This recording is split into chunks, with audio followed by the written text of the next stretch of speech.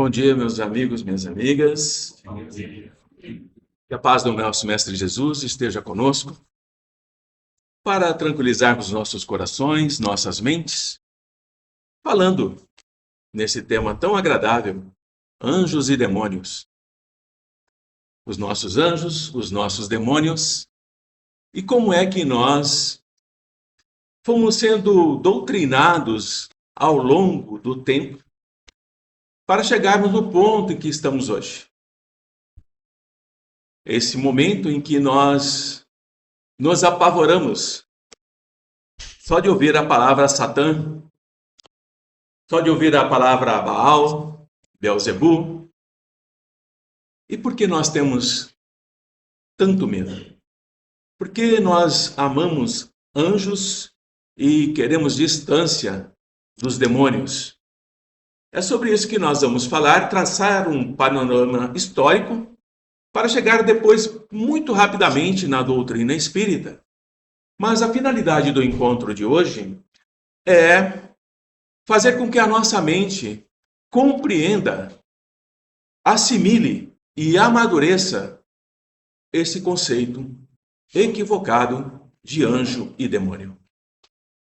Entender de onde veio isso é primordial para nós nos libertarmos das nossas próprias trevas, dos nossos próprios conflitos, das nossas próprias perturbações.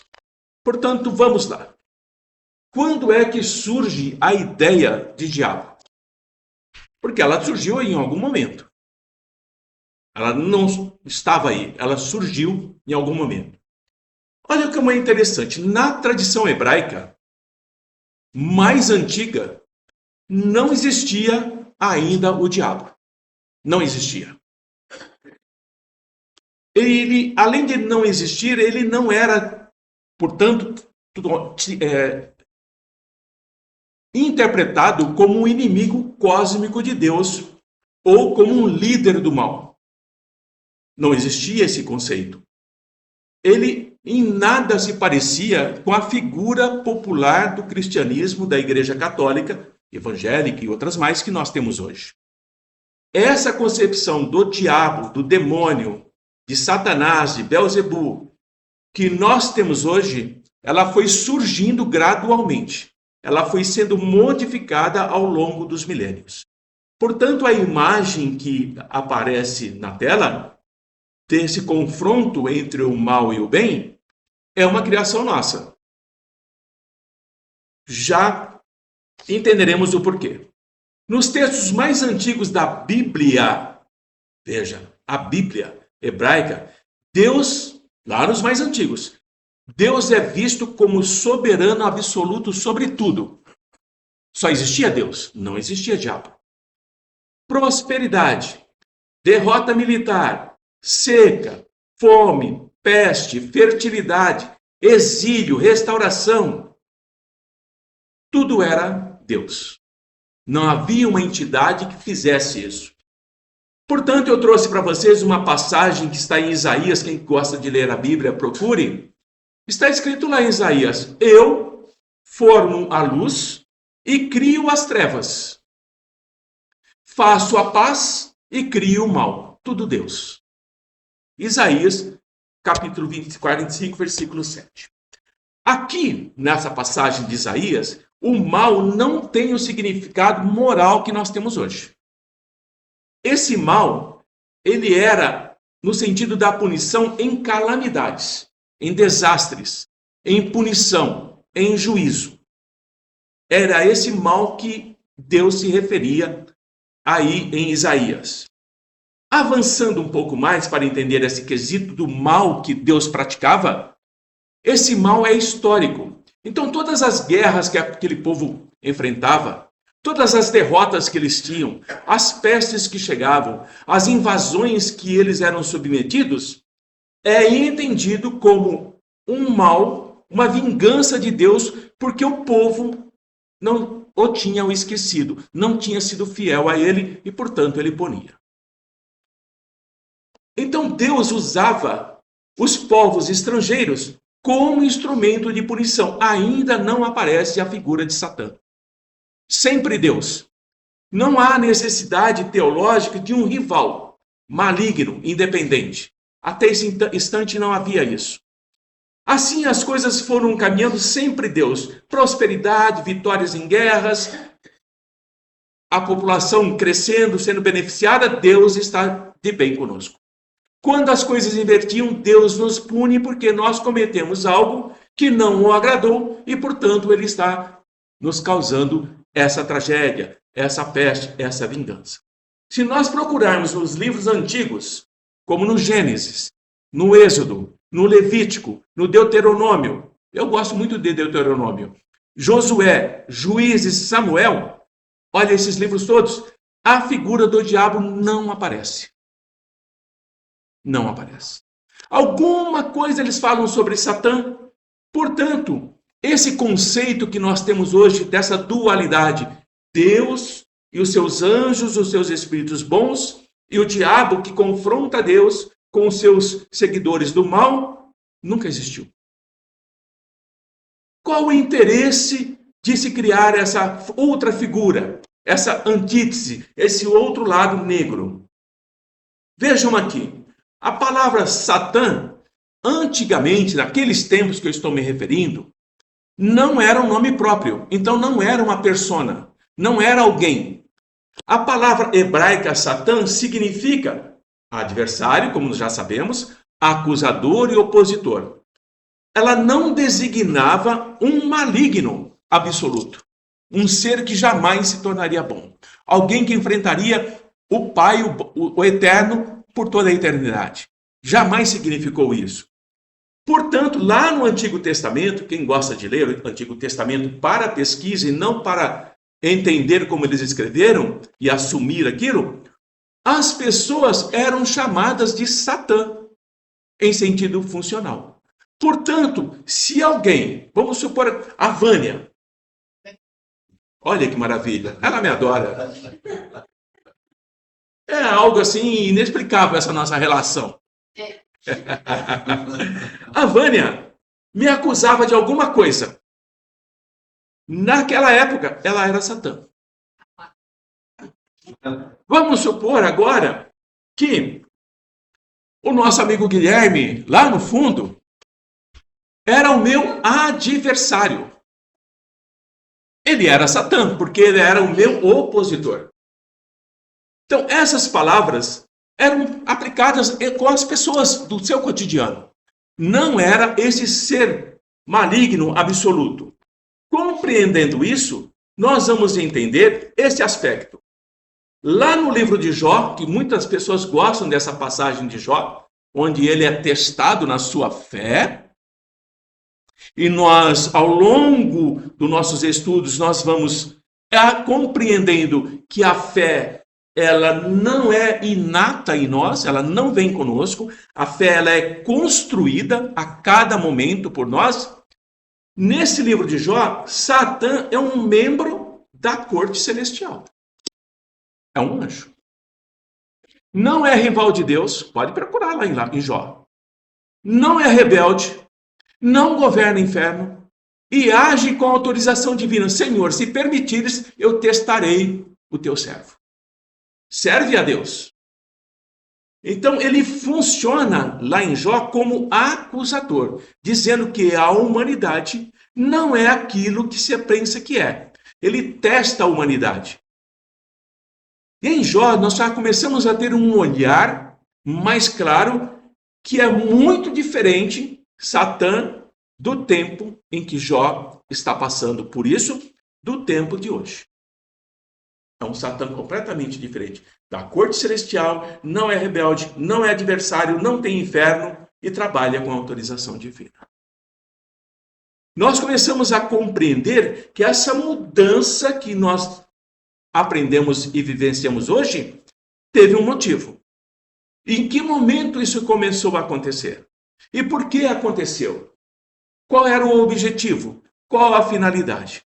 Para entender um pouco mais, nós precisamos ir lá para o Irã na época dos persas. É isso aqui. Ó.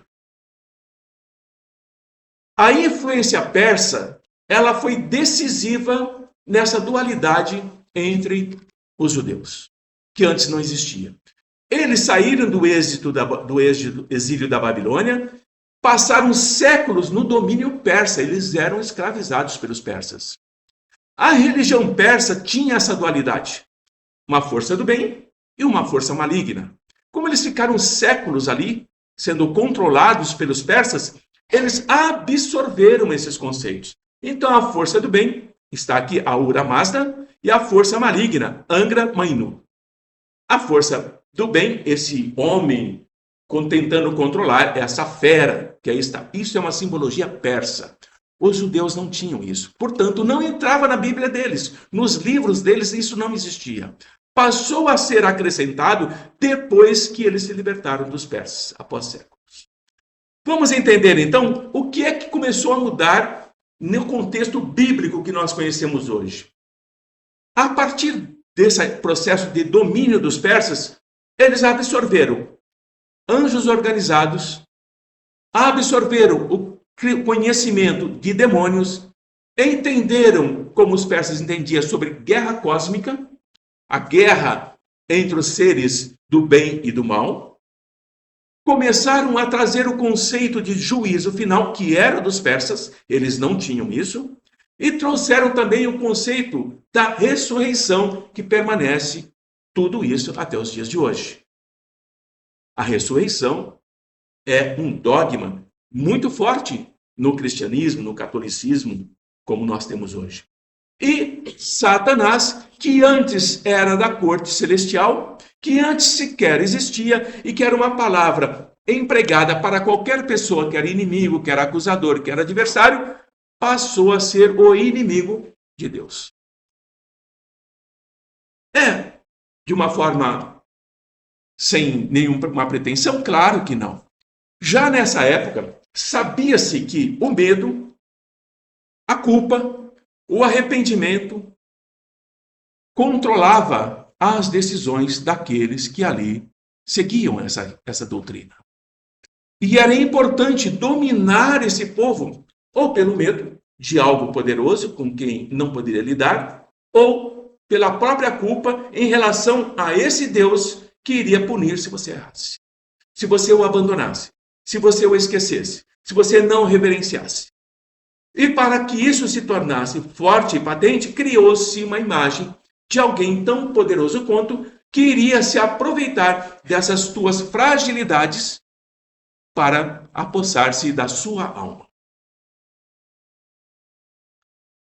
Consequentemente, a figura popular do diabo, como nós conhecemos hoje, traz os elementos judaicos tardios, tempo da Pérsia, traz o apocalipse judaico, tempo da Pérsia, as guerras cósmicas, traz essa influência persa no todo e traz a interpretação cristã desde o momento em que começa a surgir essa seita, entre aspas, que futuramente se transformou no que nós conhecemos hoje como catolicismo. Filosofia grega também começa a influenciar. E também, pesadamente, a literatura medieval. O paganismo, a bruxaria, a necessidade de se provar que é servo de Deus. As provas pelas quais as pessoas deveriam passar, principalmente as mulheres, porque as mulheres, elas tinham em si a capacidade de entender essa dinâmica entre as energias daquilo que se falava que era ruim e daquilo que realmente acontecia. Elas tinham muito mais facilidade para compreender que essa dualidade tinha sido criada pelos homens. Nunca faz parte. Vamos lá. Ou seja, o diabo, Satã, Belzebu, como inimigo absoluto do bem, ele não é plenamente formado no início da tradição hebraica. Porque o Velho Testamento não se refere a ele. Não se refere a ele. Só começa a mudar depois que eles são escravizados pelos persas. E portanto, este resultado do diabo, como nós temos hoje, é um desenvolvimento gradual de séculos. Então, séculos após séculos, os nossos antepassados foram gradualmente esquecendo das origens da não existência de Satã para absorver um conhecimento gradativamente imposto pelos donos do poder, para controlar as massas. Assim, nós podemos entender o seguinte. Uma passagem do Evangelho diz assim: não amarás outros deuses, a não ser Yahvé. Mas olha como é interessante. Os outros deuses não eram demônios. Eram deuses dos povos, dos moabitas, dos sunitas, dos persas. Eram deuses deles. E, na tradição dizia, não amarás outros deuses. Mas, para que não pudesse amar outros deuses, houve uma pequena mudança durante a transcrição das tradições. Não amarás outros deuses significa que outros deuses são demônios. Portanto, não poderás amá-los. Vamos ver a palavra Baal. É tomado como um demônio. Mas Baal, no seu sentido original, quer dizer Senhor. Então, Baal, mais uma outra complementação, Senhor da terra. Outra complementação, Senhor dos céus. Outra, Senhor das águas. Senhor da vida, Baal. Sorrateiramente, discretamente, pegaram a palavra Baal-zebu, que queria dizer o Senhor, e colocaram Bel-zebu. E se transformou em um demônio.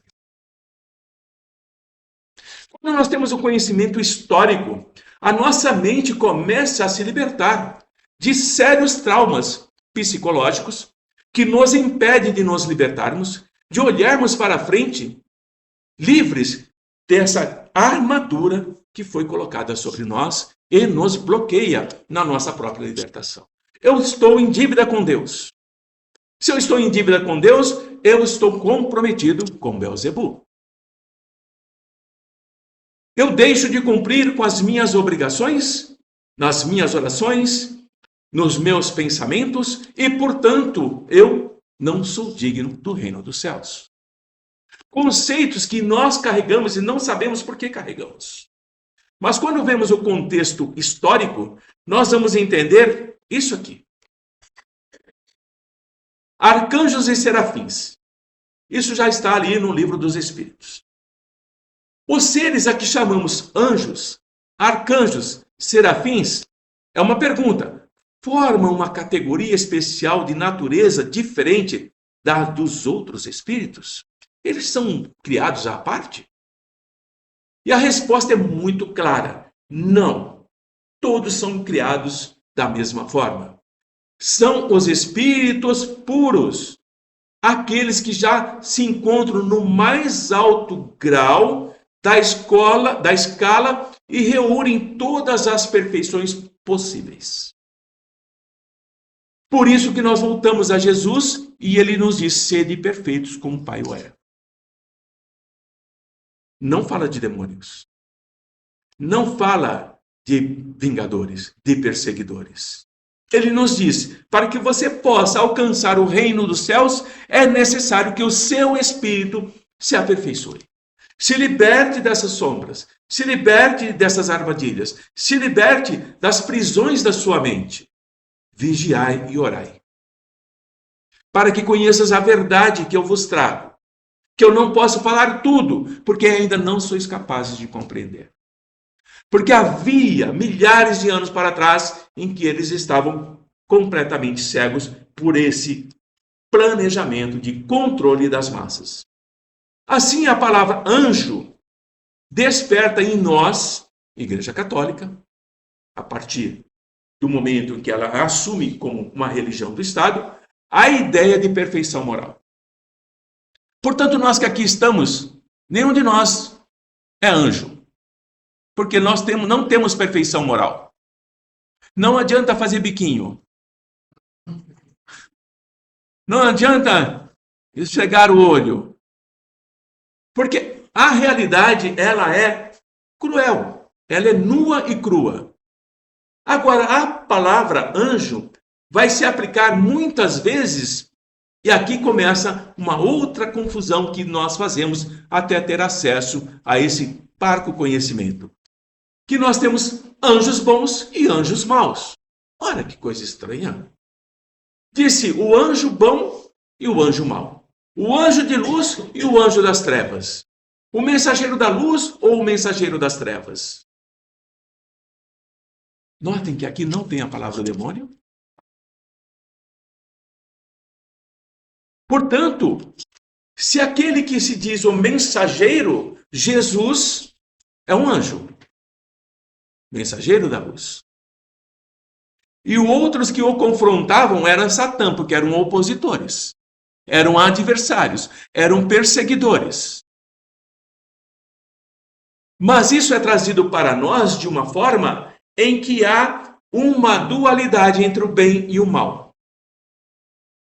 E essa dualidade, ela é trabalhada o tempo todo durante o julgamento de Jesus.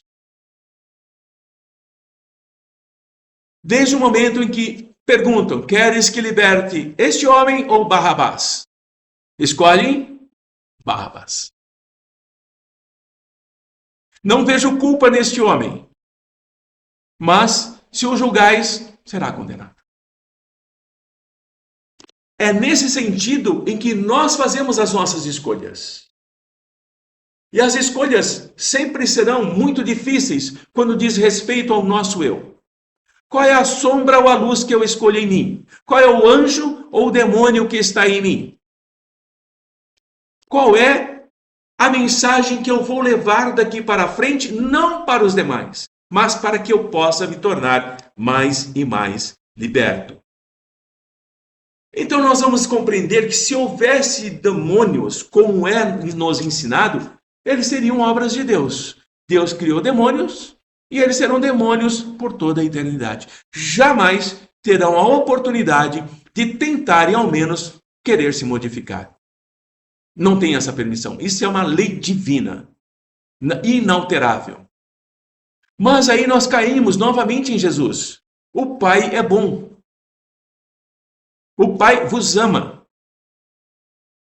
Portanto, se assim nós o entendêssemos que Deus criou demônios, ele não seria justo e bom. Ele seria como nós. Teria preferências.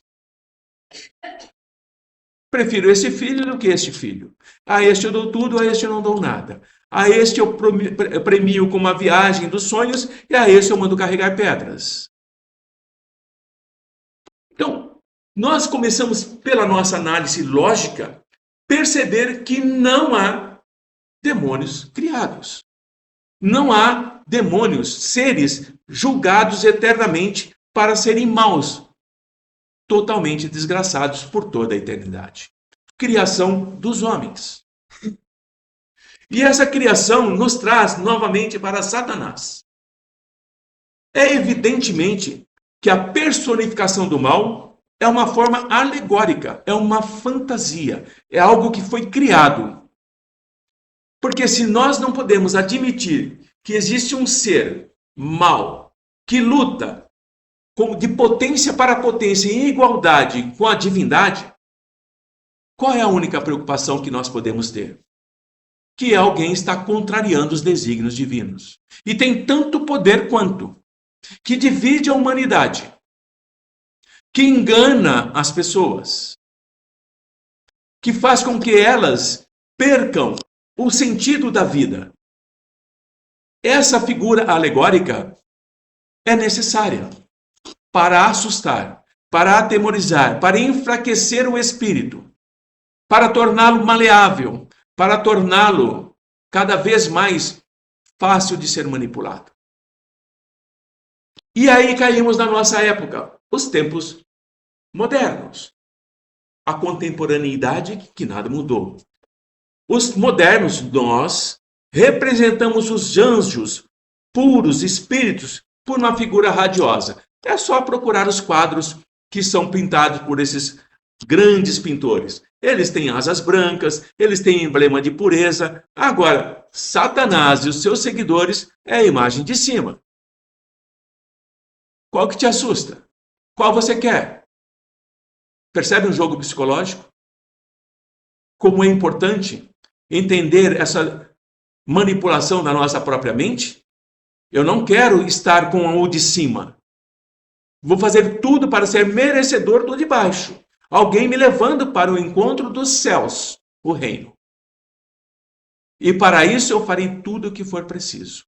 Inclusive anular a mim mesmo. Não questionar, duvidar, jamais. Acreditar cegamente. E chega a doutrina espírita e nos diz que a fé não pode ser cega. A fé tem que ser raciocinada, analisada, pensada, amadurecida, para depois sim tomar um posicionamento. Então Satanás é criado com chifres, com garras, atributos de tudo quanto é animalidade e emblema das paixões as mais vis. Resumindo e terminando, os homens fizeram com os demônios o que fizeram com os anjos. Demônios, a imagem que temos. De anjos, a imagem que concebemos. Como nós acreditamos na existência de seres perfeitos desde toda a eternidade, nós também acreditamos que os espíritos inferiores são perpetuamente irmãos. E não são. Não importa quanto tempo passa. Haverá um momento em que ele retomará a sua jornada. Por demônios, nós devemos entender, nos tempos que a doutrina espírita nos orienta, que são espíritos impuros. Portanto, dependendo do grau de impureza, nós somos demônios. Não temos raiva? Não temos ódio? Não desejamos vingar? Não planejamos, não somos maledicentes? Dependendo do grau de impureza, nós somos demônios. Assim, muitas vezes, essas entidades são designadas pelo nome de demônios. Mas a diferença que a doutrina espírita nos ensina é que isso é transitório, isso não é definitivo. Nesse resumo, nós podemos aceitar a palavra demônio, Satã, Beelzebu, Baal e outros mais. São espíritos imperfeitos que se rebelam contra as provas da encarnação, que cabe a cada um deles, e vão sofrendo ao longo do tempo, até que em um determinado momento vão chegar a tomar a consciência e retomar o equilíbrio de si mesmo e fazerem novamente novas escolhas. Então, nós somos sim induzidos ao erro de acreditar na existência de seres especiais criados para o mal. Não existem seres criados para o mal. Todos nós fomos criados para o progresso espiritual. Imperfeitos, inseguros, como nós já sabemos. Mas nós temos um propósito, nós temos uma determinação que é nos tornarmos no futuro espíritos elevados, espíritos de luz, espíritos puros. E eles também, como nós acabamos de ver. Consequentemente, nós vamos compreender que cada um de nós temos a nossa jornada. Cada um de nós temos os nossos talentos. Cada um de nós temos as nossas capacidades. Mas nós precisamos aprimorá-las.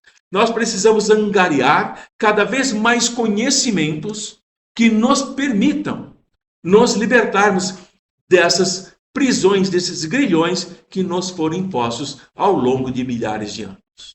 Através de lendas, de anjos caídos, através de atravessar o Mar Vermelho, através dos deuses dos outros povos serem demônios e nos doutrinando dentro de dogmas que jamais Jesus considerou como aqueles que deveriam ser seguidos.